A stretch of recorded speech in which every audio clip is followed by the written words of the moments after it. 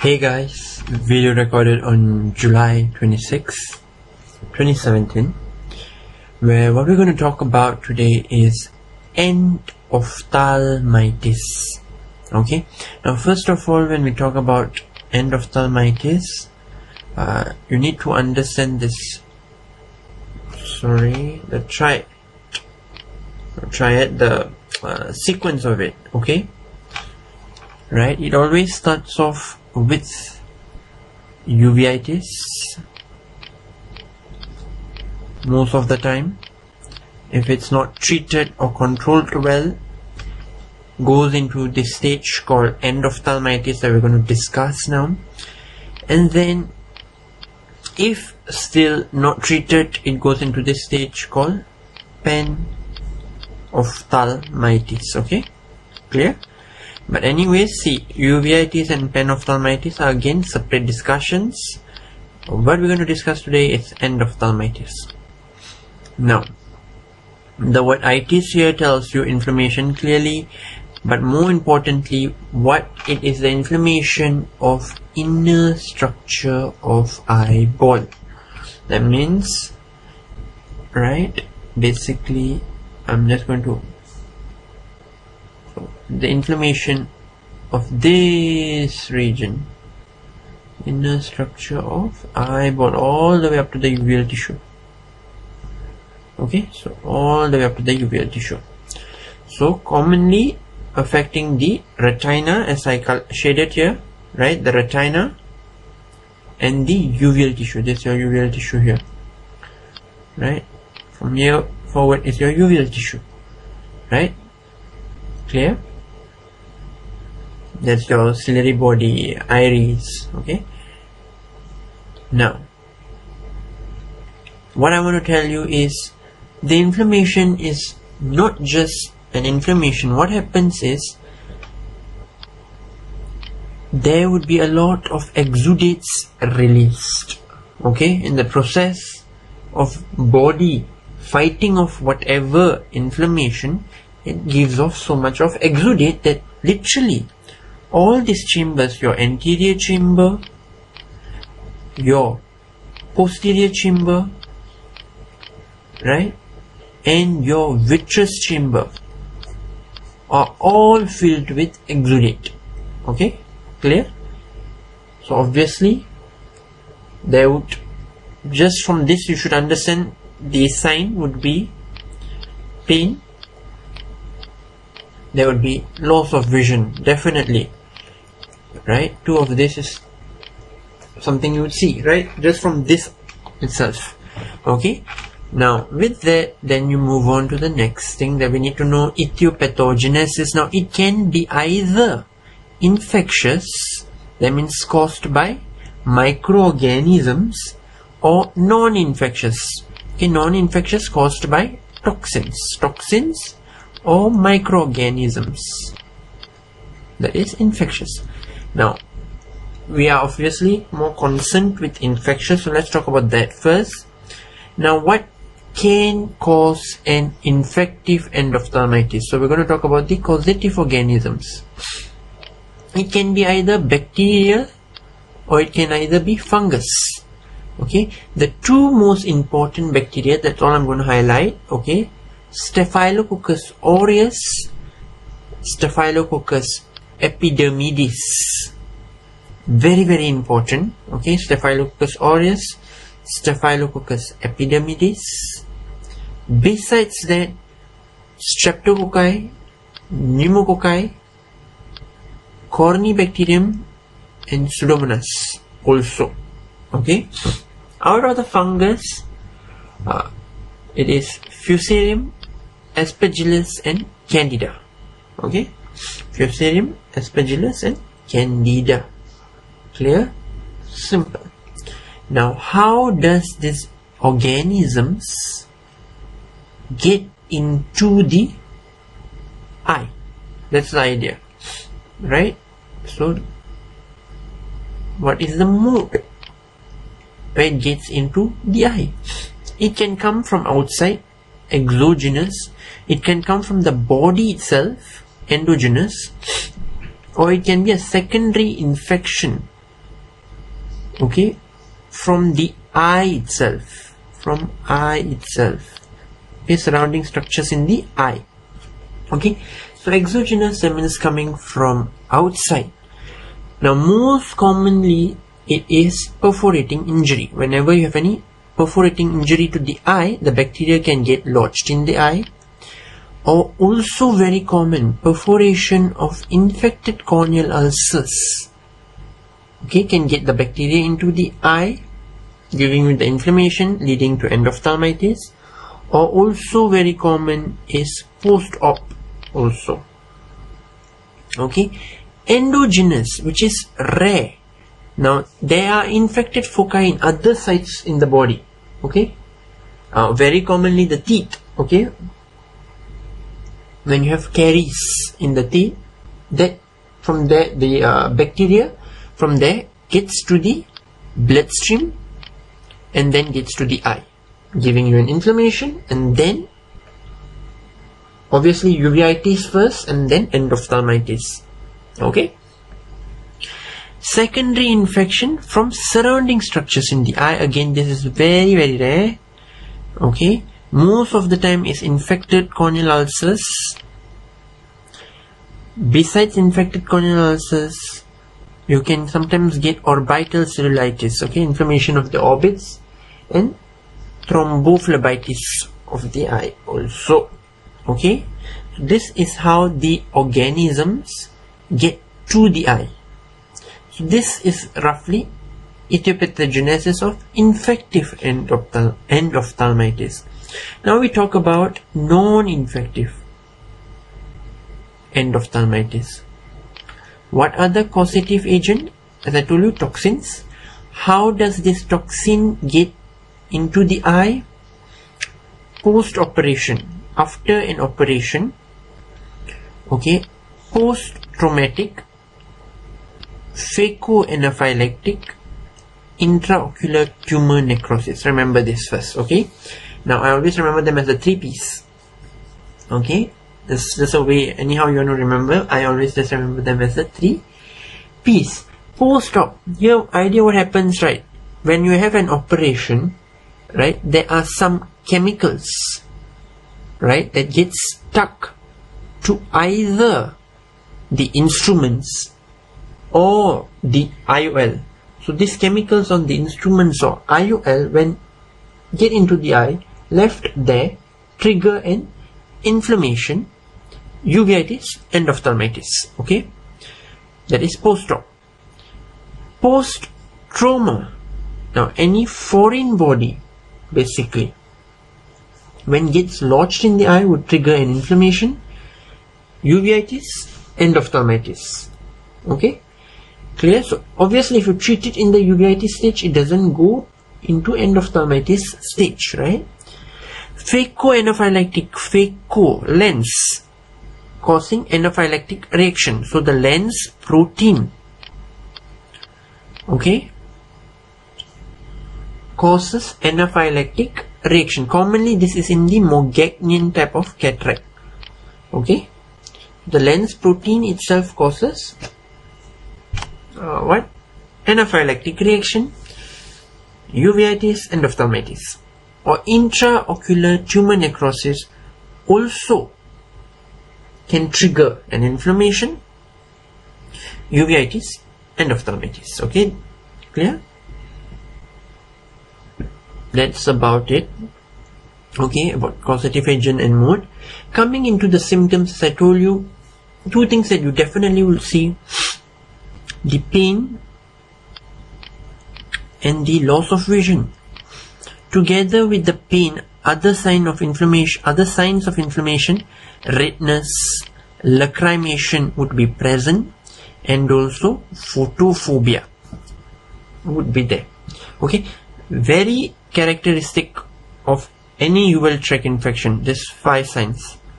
Okay, even in uveitis is what you see: ocular pain, redness, lacrimation, loss of vision, and photophobia. Now, signs, very important. So going from outside to inside, what do you think would happen to the lids, literally everything is edematous. Okay, edematous due to the inflammation. Okay, clear? So it is swollen. Lids are appearing swollen. The conjunctiva, again, there will be chemosis and congestion. Okay, see, both this is because if it's edema, red because of the blood that the body brings into the eye to fight off that infection, right? So it's red. So red and swollen, same thing. Conjunctiva is chemosis, and congestion is what? Due to the blood coming in. Chemosis is swelling, right? So it will appear like this. See, swelling of the conjunctiva due to edema. Okay, and then you also will get congestion. Cornea, again, is edematous. See, again edematous. Here you will have cloudy ring infiltration also. So if you remember, note the first three layers: the lids, the conjunctiva, the cornea. They are all edematous. Okay, so the edema in the lid gives it a swollen appearance. Edema in conjunctiva give it chemosis. Edema in the cornea, and they are all red. Also, red lids in conjunctiva is circumcorneal congestion, but in cornea you have cloudy ring infiltration. Okay, clear? Now that is the first three layers, important layers or structures. And then coming to the anterior chamber, very interesting, you will get hypopion. Show you a picture of hypopion. See, oops, I missed it. Okay, there. Can you see the hypopion? Okay, it's basically what? Exudate. Okay, exudate from that inflammatory reaction, right? That is released into the anterior chamber because it's very thick and heavy. It settles down, okay, in the anterior chamber, basically inflammatory cells. Okay, then important, iris. Iris also is edematous. Okay, and there is muddiness of the iris. Okay, then important one is the vitreous. Even the vitreous has a lot of exudate. Okay, now because there's so much of exudate and pus in the vitreous, that eye appears yellowish. Okay, inside, not the eye, sorry, the vitreous there, right? It's yellowish. So when you examine it, what it will give you is AMAUROTIC cat's eye reflex. Okay, now this is very, very important. Okay, because vitreous has so much exudate and pus, it gives you this yellowish color or mass, right? So when examined, right, will give you AMAUROTIC cat's eye reflex. Okay, if I'm in this picture, see, it look like this, right? So giving you loss of vision again. Now important is you need to know in what other condition you can get AMAUROTIC cat's eye reflex. Okay, I'm just going to write it on here. Number one you need to know is congenital cataract. Also gives you this. Okay, right? You must remember congenital cataract. Number two, PHPV. Okay, what is PHPV? Persistent hyperplastic primary vitreous. Also gives you AMAUROTIC cat's eye reflex, or known as leukocoria. Okay. Number three, retinoblastoma. Okay. 4, retinal detachment. Okay, now there are various other conditions, but these are the important conditions that you must know: congenital cataract, PHPV, retinoblastoma, retinal detachment, and now here we have learned endophthalmitis. Okay, and then the last sign is important, IOP, intraocular pressure. Early on it will be high, but later on it will fall, right, and will give you globe shrinkage. That means the globe will start shrinking because the IOP decreases. This is because the ciliary process which is involved in secreting aqueous is destroyed. Okay, the ciliary process which is in charge in secreting the aqueous is destroyed by the inflammation. Okay, clear?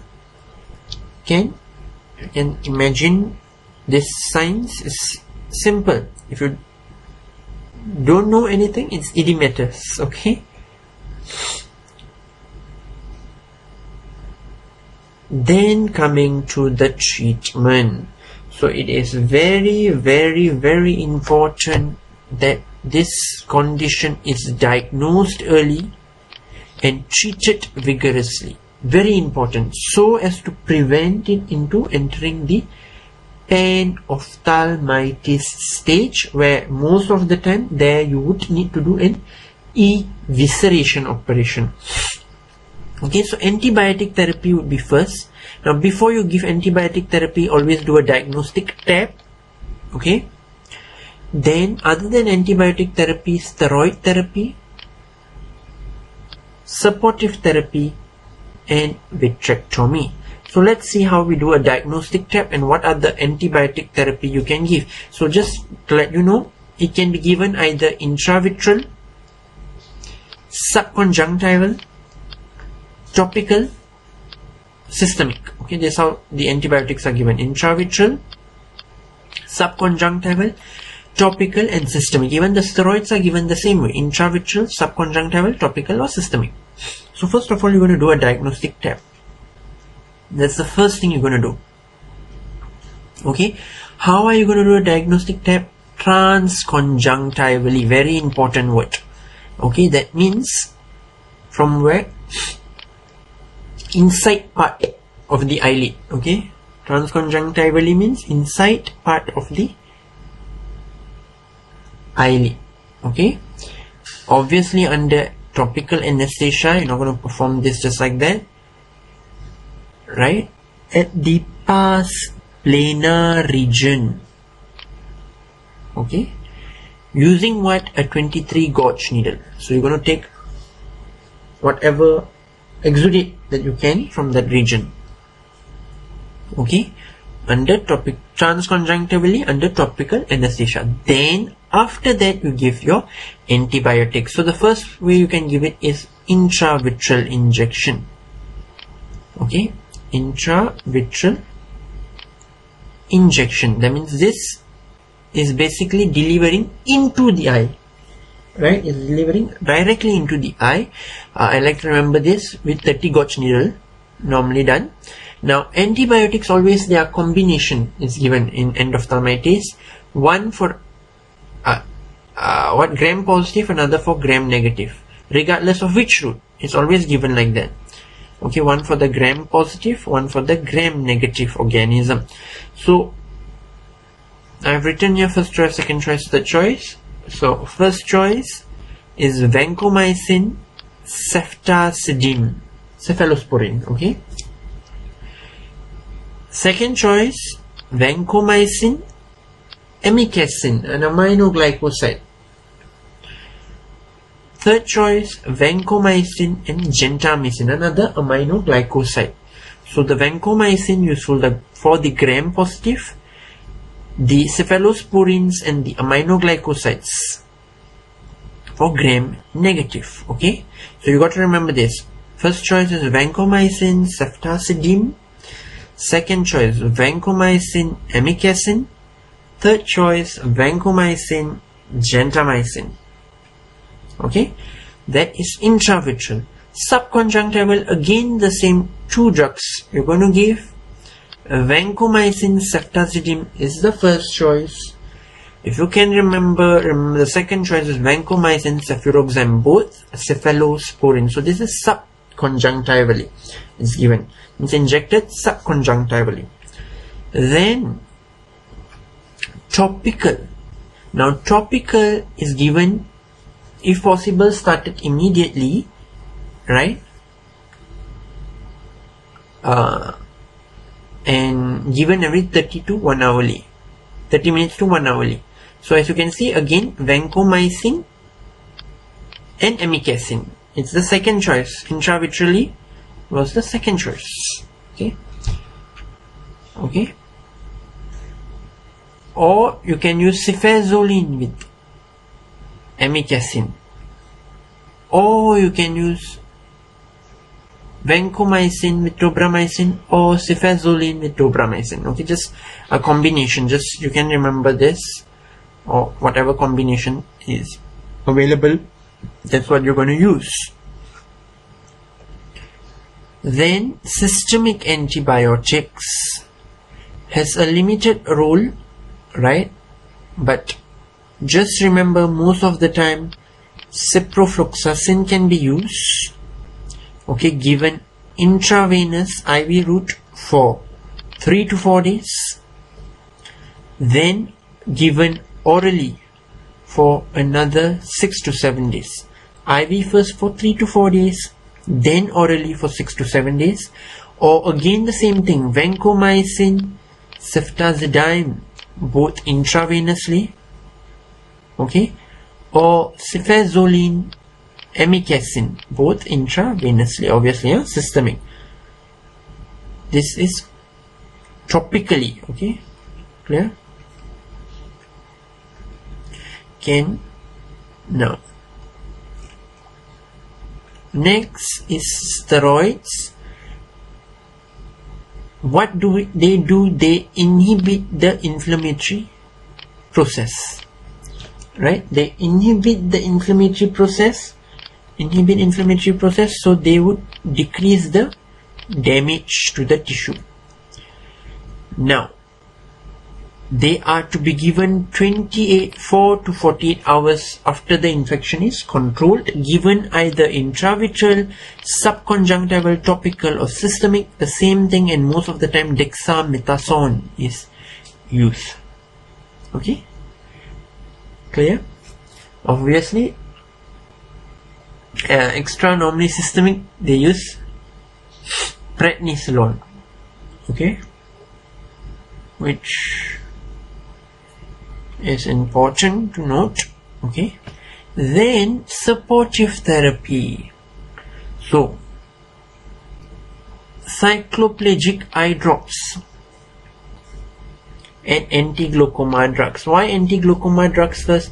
This is to decrease IOP if it's increased, and the combination is always same: timolol, maleate, 0.5% BD plus acetazolamide 250 mg TID. Okay, then cycloplegic eye drops, either 1% atropine or 2% homatropine, given TID or QID. Just remember, TID is always easy. Okay, why are cycloplegic eye drops given?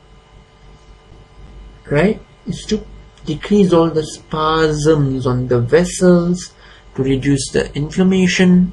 Okay, clear?